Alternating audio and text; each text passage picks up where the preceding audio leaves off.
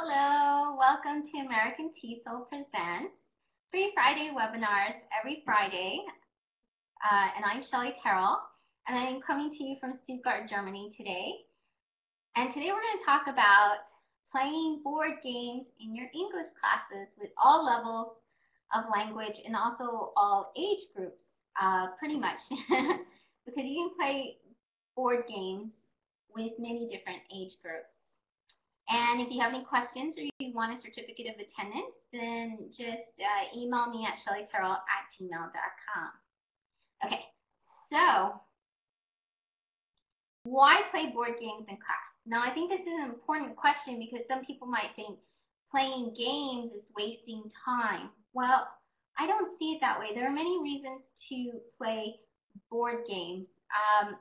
What are some of the reasons that you can think of to play board games? Or if you already use board games in your classroom with your English language students, what do you use them to do? You can just type it in the chat. Okay. Okay, so for fun. Yes, I agree, Natalia, that it isn't wasting time because having fun is motivational. We can show students that English is fun, and I think that's really fantastic. So I think that's definitely the main reason. Ayat said it too. It's fun to encourage students and motivate them. There are also very practical reasons. Not only are board games fun, but raising energy, yes. Yeah, okay, Amigo has one thing. Is the repetitive nature of games is like a drill but fun, and that's true. One of the reasons is to review vocabulary, and that's a drilling activity, but also to review different types of grammar points as well. And when you review the vocabulary, you do it in a very innovative way. So, for example, you can play, let's say you learned a whole bunch of vocabulary, and you have a choice. Let's say you're going to have a test very soon with the students. Well, the students can, on their own, use the flashcards, and they can do different things like that, but that drilling isn't very fun or motivational. But one of the things that they can do is they can use a board game to review the vocabulary, and it's a good way to, because they're having fun and because they have to make choices and think about what kind of vocabulary word fits within the context of the question, then it's a great way to get it stored in their long-term memory. I think it'll really help them remember, so it cuts down their studying time. Because maybe you have an idea of studying a language, and you know when you see something, you repeat it many, many times, sometimes it doesn't matter. It just won't stick inside your mind for a long term, only for the test. So if you want your students to remember vocabulary point or grammar point, then board games are very, very, very good ways to do that. Another reason is for, especially young learners, parent engagement. But even with your adult learners, you can show your adult learners a game that they can play with their kids, and it's a great way for them to practice the language at home. If they really enjoy a game, then it encourages them sometimes to buy that game or to make that game, which we'll talk about later, making popular board games that we like and adapting them for English language learners. And so this is a great, fantastic way to get them to practice with the kids as well. So for example, and it's a fun family event, so it's not something that the parents will say, oh, well, we don't really want to do this. They more than likely would want to spend time learning English with their children. So we're going to start by saying which board games for kids, and then we'll go for adults. But some of these are kind of different to where they're very flexible. You could have them for kids and you can have them for adults, depending on the level and also the level of English they have. So for example, these are some of my students' favorite games. These are to practice prepositions. Now, how many of you, your students, have such a difficult time, especially young learners, with prepositions? I know for my adults, even in the intermediate, upper intermediate level, prepositions kills them. They just don't get it. But these types of games, and these can be adapted to adults as well.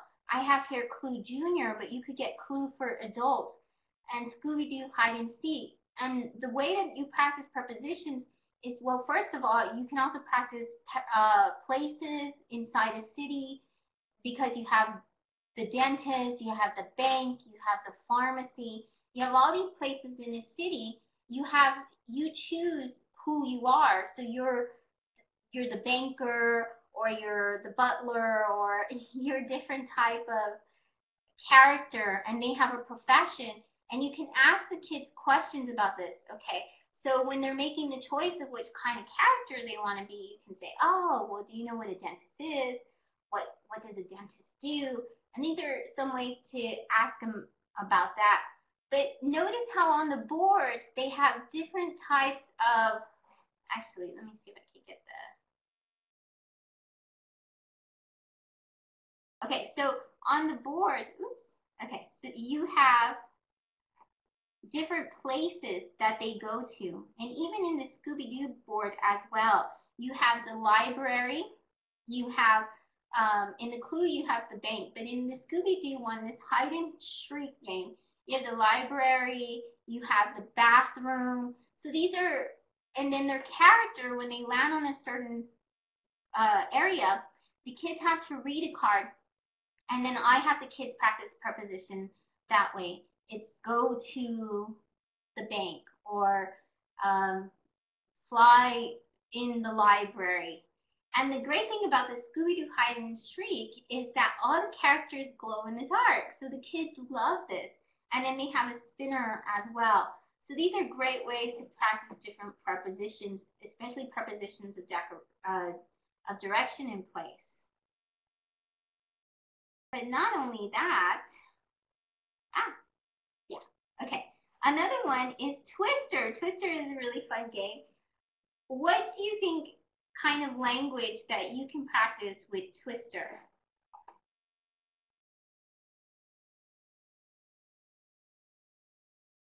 Colors, yes, that's one.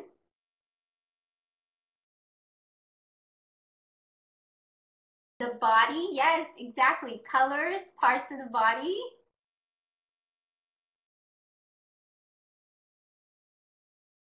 Instructions, giving directions, commands, exactly.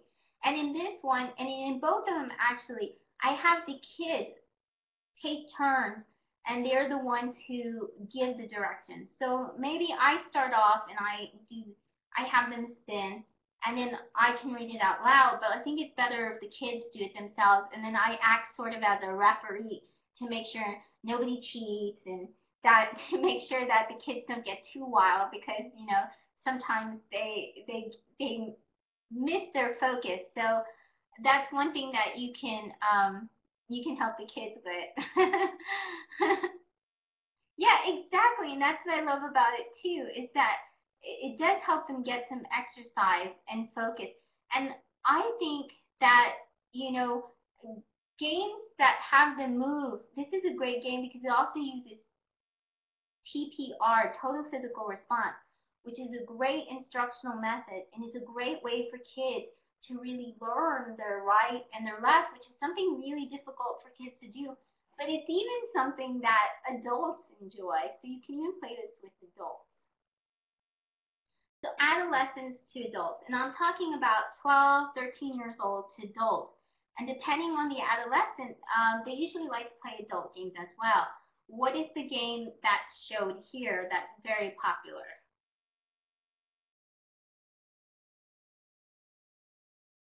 Exactly, Scrabble, fantastic. Now, Scrabble can be pretty difficult. So there are different things you can do with Scrabble. You can either print out a template. With advanced learners, it's fantastic. But what you can do is you can also, you can get lower levels of it for English language learners. There's many different types of versions, so you're able to do this.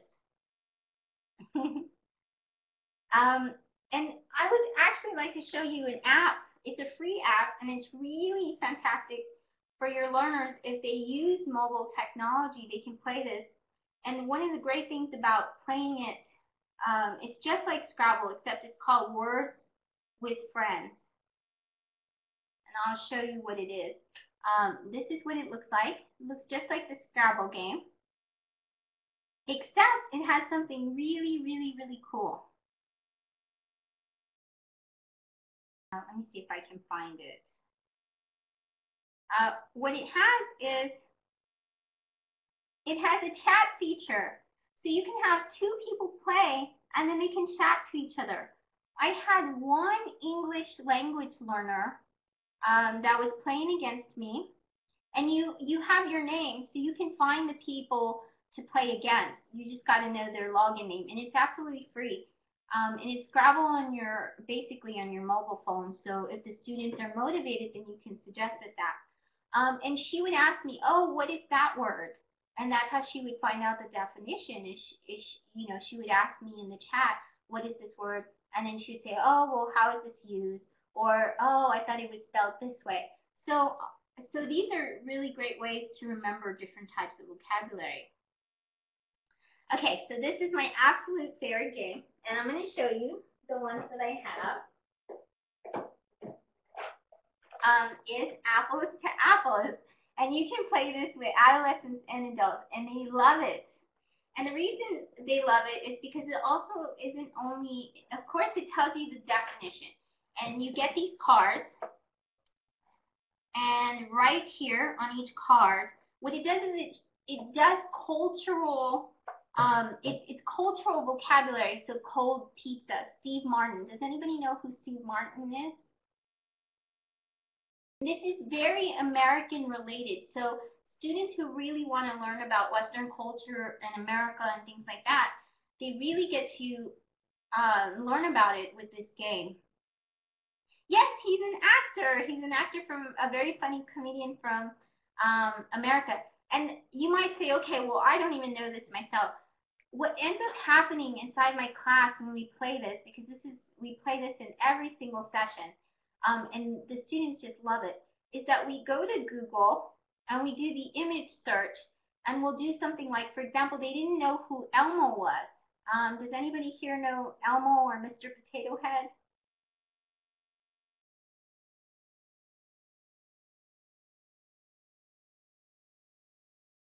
Yeah, okay.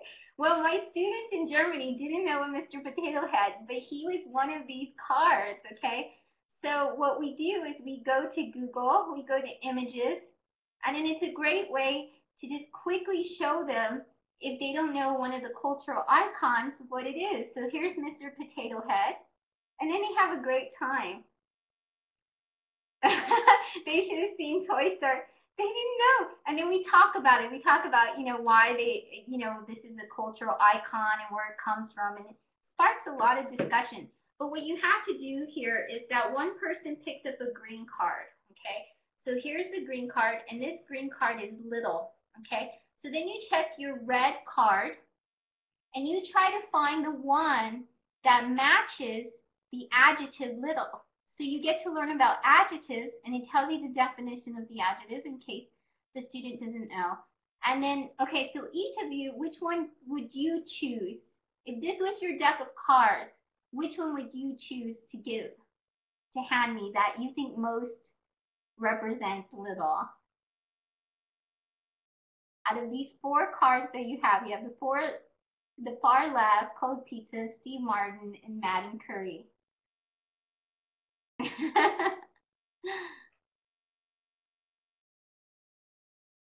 Maybe Madam Curry or Steve Martin. And then, okay, so you can say some of these don't make sense with the adjective.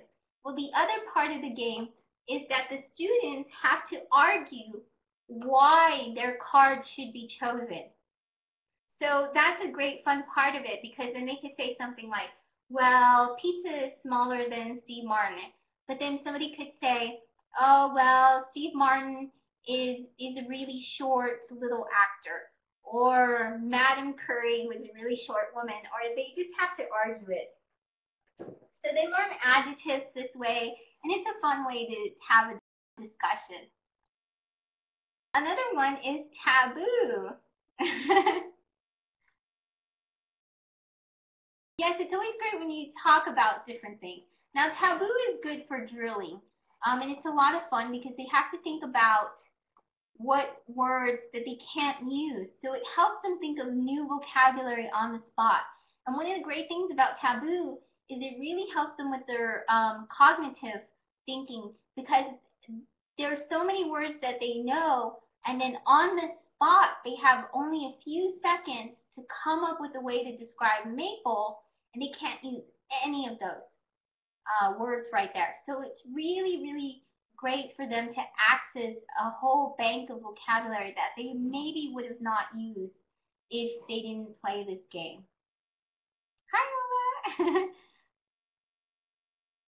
Another one is Pictionary. I love Pictionary. Okay, so Pictionary, what you do, this one gets you moving a lot too. What you do is you have these different categories, and you have movies, you have famous people, you have nouns, different things like animals, it could be adjectives, and you have to draw whatever the card says, and your team has to guess what you're drawing. It could be, like I said, the name of a song, the name of a book, the name of, it could be a phrase, a very famous quote or phrase. Okay, so Natalia, you've played this with your students before. There's another version in America, and this one is called Win, Lose, or Draw. And the thing is, people love to draw. It's a great way to practice different things. And you can have the students, with all of these games, it's a great way to practice language. It's very fun. It's very motivating. And it's a great way to review things inside a lesson. So if you made this yourself, let's say you decided to make Pictionary, you could have the students come up with their own vocabulary that to design the cards that they already reviewed from the text, especially if you have a test coming up. And these could be the things that they draw. So you can use it. It's used as a board game because wherever you land, that's the card and category you have to pick. Now, you can divide it boys against girls. Or you could divide it by levels. So it's up to you. If you have mixed levels, you can do it this way, and that makes it better. And you have a timer, so you have to guess within the time frame. Oh, yes, it should be that one. Now, what board games do you recommend? There's a whole bunch of board games out there that I haven't yet shown you. So I know there's many board games that you can do. Yes, that's exactly the one. I took the junior version of Apples to Apples. Yes, Snakes and Ladders is a wonderful one. And there's actually a website, a curriculum that I bought for my students. It's called GenkiEnglish.com. But I purchased it, and it gives me a whole bunch of templates for, and I think it's GenkiEnglish.net. But they give me a whole bunch of templates so I can practice the vocabulary of each unit for that. So I really like that a lot. Yeah, exactly. And that's what we're going to see next. Okay, so some template slides. I'm going to go ahead and stop and screen share with you now because we're going to go visit some of these sites. So the first one is one of my favorites, and this one is Boggo's World. Oops. So let's see.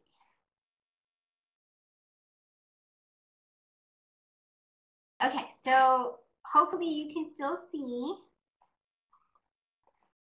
Okay, so we're going to go first to, is this in the Boggo's World? No. Okay, so this is Boggo's World. And Boggo's World has different types of grammar game board templates, and you can really just you have blank templates. You have where you can have different. For example, you can practice conditionals, and let me show you what it is. So you just click on this. You can save it. This is totally free, and I'll give you the web address in a little bit. Okay, so I'm going to open this up. Yeah, I'm going to give the URLs in just a second. This one's my favorite one because this revolves around discussion. And I think a great way to learn things is through discussion. And this does some really difficult things, such as you have conditionals. I mean, conditionals are really difficult for students. And here you go. You can change this. You can adapt it, and it tells you the directions on the top. Now it comes in a black and white template because let's say you want to print it out. Now you can make this more difficult. You can practice, there's other ones that are much more difficult, but they have to, it says here, make sentences by starting with if, using the words suggested, and imagining a consequence. And then they give you the instructions as well. If I see an alien, I will say hello, which is the first one. So let's say you land, so for this you'll just need a dice. And there are places online that tell you how to make a dice if you don't have a dice. But you can also go to like a thrift store, a dollar store. They have a €1 store in Germany, and you can buy dice. Okay, let me get you the link so you can see this. But this is my favorite site. I really love this site a lot. So you can see me typing in the box. Okay, so that's the Boggles World ESL game. And you could do it, there's frequency, personalities, questions, you can have discussions over this. You can have your students argue some points, or they can be in teams or pairs and help each other. Here's another one. This is ESL Gallery and ESL Galaxy. I'll give you the website to this too. It breaks it down into different levels. So you have your beginner elementary level, your pre-intermediate, your advanced level, and it gives you templates as well. You have things as the snakes and ladders, you have Jeopardy, you have concentration. So there's different types of things that you have there as well. Question skills, foods, I mean, any type pretty much of theme, vocabulary, topic, subject, even really hard grammar level, you can play this way. And it's usually not my my practice to teach grammar as a topic. That's not something that I like to do. I like to integrate it into whatever the topic or theme is that we have for the day. But for board games, I'm okay with that because it's a fun way to really practice this, and the students have to think on their own, and they have to use this as part of their, they have to develop it themselves, and they're using the type of structure, and they come up with it. I don't, so that's really good. Here's another one. This one's called Board Games. And the same thing. This one will tell you the printing, the size, and different things like that too. You can find them when you go around the site. I think these ones are free. It used to be free. Okay, here it is. It says free samples. So you can get a few free ones here. This one's mainly for kids. You have worksheets, you have the games, you have the flashcards, the PowerPoint. It gives you them online as well, memory games, different things like that. It even has holiday games. And then here's another one. This one's really good because it tells you, okay, so these are ones that teachers, actually let me give you the URL for this one. This one is different because these aren't the games. Yes, everything is downloadable here. And it tells you the instructions. These were made by teachers themselves. So these aren't the games that are ones that you would normally see. So let's try leisure time. What happened is the teacher submitted this. And you can click here to save the worksheet of what it is. And they tell you, they give you the description. It's called leisure time. It has 15 sentences. The target structure is questions. The vocabulary is hobbies and free time. And then it gives you directions. Roll the dice, ask the group the question you land on. You already asked that question, then miss a turn. Okay? So it's pretty easy. And the teachers describe exactly what they do. So that was the last link that I shared from you. Okay, so those were the ones that I did. There's one more site that I use. Now this is one that I paid for, and this is by Jason Renshaw, and this is EnglishRaven.com. But the reason why I share this is because Jason has something really great on his site. You pay whatever you want, and then you get access to tons and tons and tons of games, bingo card games, matching card games. You get entire lessons, you get videos from him, and you can pay whatever you can afford, whether it's €5, $5, or 20 or 30 or whatever you can afford. So Jason here, my students love to play the Noah's Ark game. That's his board game. And he made this himself, and it's to practice animals. And I'll show you the slide where my students play it. So that was the last one. Okay, so let me go ahead and stop sharing. And then we'll get back to the presentation. Okay, so, and the last one was English Raven, but let me go ahead, and he has several ones in there. But let me share with you the other ones, because we had the ESL Lounge and some of the other ones as well. And while I share those websites, do you have any questions, or do you have any ways that you use games and you would like to tell us on the microphone while I share some of those different URLs? And I have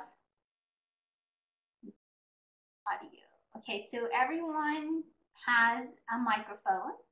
So yes, crosswords are very good for helping with vocabulary.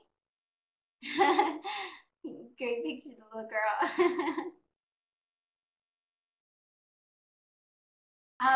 But if there's a great way, does anybody have, okay, you use Taboo with your students?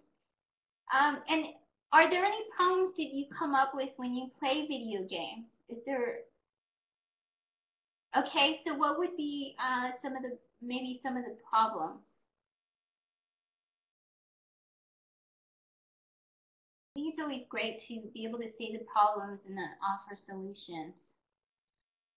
I know with my really young learners, my 4 to 6-year-olds, I have to be careful because sometimes they get bored easily. So sometimes we have to we have to change games quite quickly sometimes, because I don't have that attention span problem with the adults, but sometimes with the kids I do. Okay, noise. That could be a factor for different classes as well. So I think it's always great if we can take it outside. So sometimes, you know, I'll take the twister, and they seem to be a little bit more focused if we're outside. Countdown. Oh, thank you, Sue, for sharing that.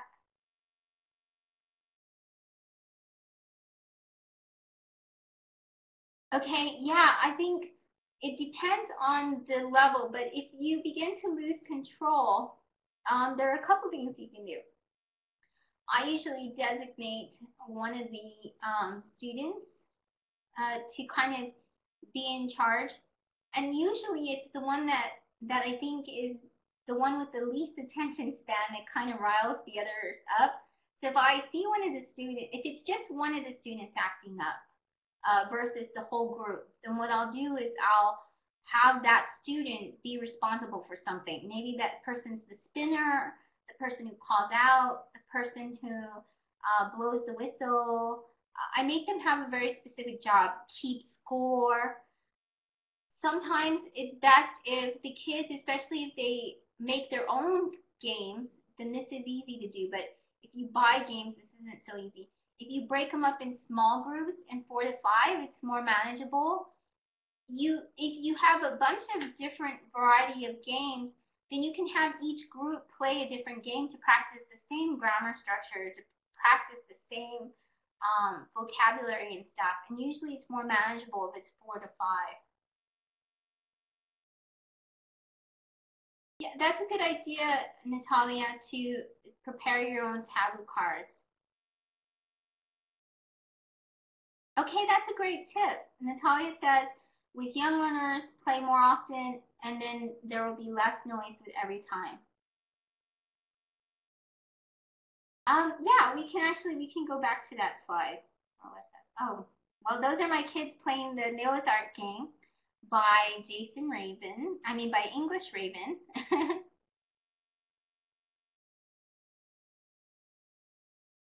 Okay, so here's the taboo one. So taboo is you get the top word, like here you have maple. Maple is right here. This is this word.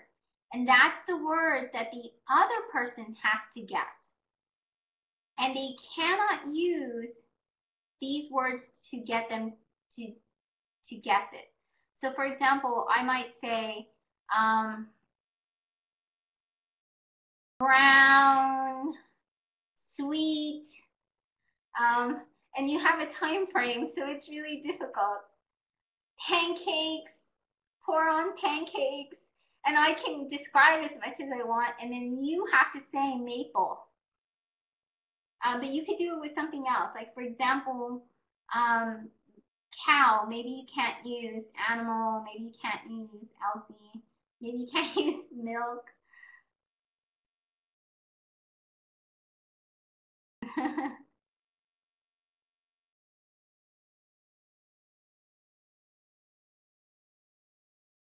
Oh, that's a great game too. Okay, so RC says, I sometimes let people write the name of a famous person on a card, then mix them and then glue them to their back, and they have to guess who they are. Oh, that's great. Yes, exactly. They describe it until others get it right. And they can't use the words. They can't use the 5 words. Those are the taboo words. That means that they can't use them. That's why it's called taboo, because those are words they can't. I think it's better if you spread them out in tables. If you have like maybe different, or even on the floor, like you saw with my students, we play on the floor. And then I'll get each group to go around different places in the floor. And then they play in pairs or in threes. In this case, they were playing in threes, but you didn't see the boy that was playing with them. And then I go around each pair, each group, and I make sure they're on task. And that's how I like to manage my classroom. And I find that it's really great. I think it's great when the students make the game as well. I know with really young learners, like 4 to 6 years old, that's not usually possible. But, oh, the painting, I'm so sorry. Oh, the pair thing, okay.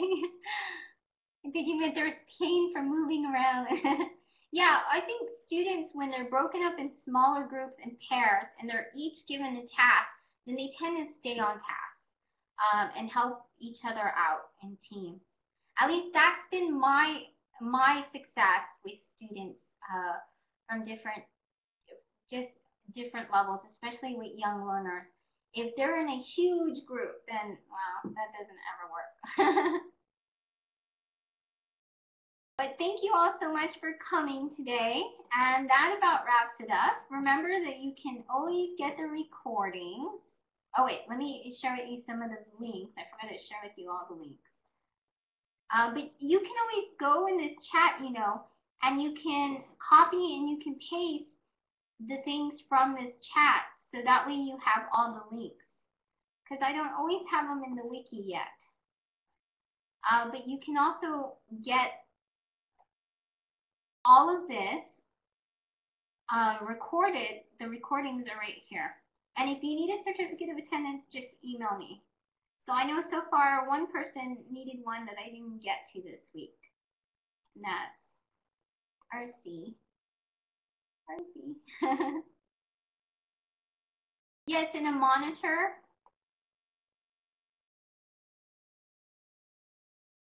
Well, I trust them. If they play in pairs, the other kid can check. I've noticed that kids do this because they want to be the winner. So they'll check the other person's card and they'll say, they'll look at it and they'll say, well, that's the other thing is when you pair students, you have to make sure that these students get along. If you know they're not going to get along, then don't pair them together, or try to pair someone. There's always one kid that's very responsible, so you can pair that student with the other student that maybe isn't always responsible or honest, and then make sure that they check each other's cards. Yeah, they don't. They will monitor it because they want to win. And so they want to make sure that the other student doesn't cheat.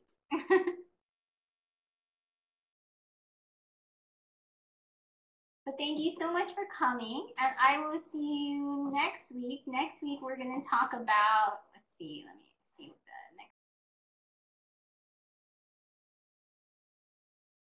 next. Very soon I'll be doing a lot of traveling, so you'll have to contend with me because I'll be in Turkey with Sue, so that will be fantastic. Actually, you'll get to see Sue because we'll be bunking together, so Sue might have to stay up to see me, and you'll see me and Sue. But the next one is going to be cool digital presentation tools for your English language learners. And then the one after that will be songs and finger chants. And then after that, we'll do a few more. And see you next week.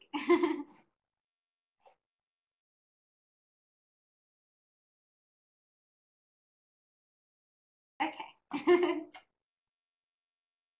Okay, good. I'll tweet reminders. And it's also on the Facebook. I don't know if you can get on the Facebook, and I put it on the notes section of the Facebook. I've been pretty good about that. Unfortunately, it's usually during it's usually on Fridays when I post it, unfortunately. Looks like I might have not posted on time for Sisad because Sisad is always here and asked for it today, but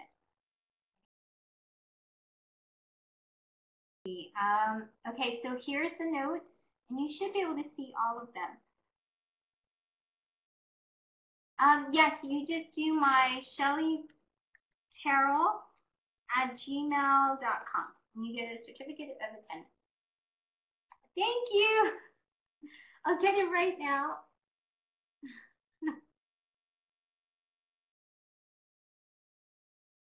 Bye. Have a nice weekend. Maybe I'll see you at the virtual roundtable conference next week. I'll remind you.